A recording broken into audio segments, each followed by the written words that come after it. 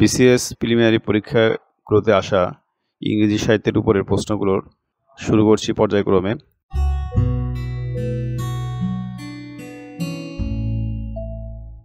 এখনকার যে প্রশ্নটা সেটি 13তম এবং 14তম BCS এসেছিল। What was the real name of the great American short story writer O Henry? ও হেনরির রিয়েল নাম ছিল উইলিয়াম সিডনি পর্টার। এর পরের প্রশ্ন, এটা 14তম BCS এসেছিল। Paradise lost attempted to justify the ways of God to man. এর পরের প্রশ্ন 15তম BCS এসেছিল। Who wrote beauty is truth, truth is beauty? এটা হচ্ছে কিটসের লেখা, জন কিটসের।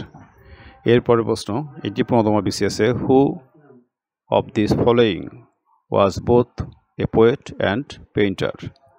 এটা উত্তর হবে ব্লেক। এর পরের প্রশ্ন 15তম BCS এসেছিল। Which of the following ages in literary history is the latest? উত্তর হবে দ্য জর্জিয়ান এজ। লিটারেরি এজগুলো সাজালে বোঝা যায় যে জর্জিয়ান এজটাই হচ্ছে প্রদত্ত এজগুলোর মধ্যে সর্বশেষ।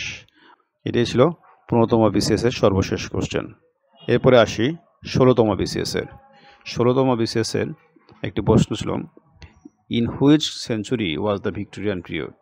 এটা আমরা জানি যে 19th সেঞ্চুরি ছিল ভিক্টোরিয়ান পিরিয়ড বা ভিক্টোরিয়ান এজ। ইংরেজি সাহিত্যে ভিক্টোরিয়ান এজ শুরু হয়েছে 1832 সালে, সেই কারণে এর সমস্ত লেখাই 19th সেঞ্চুরির অন্তর্গত।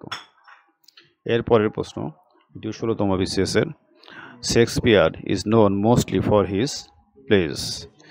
Shakespeare is known mostly for his place. আমরা জানি শেক্সপিয়ার যে পরিচয়ে সবচেয়ে বেশি পরিচিত তা হচ্ছে তিনি একজন নাট্যকার।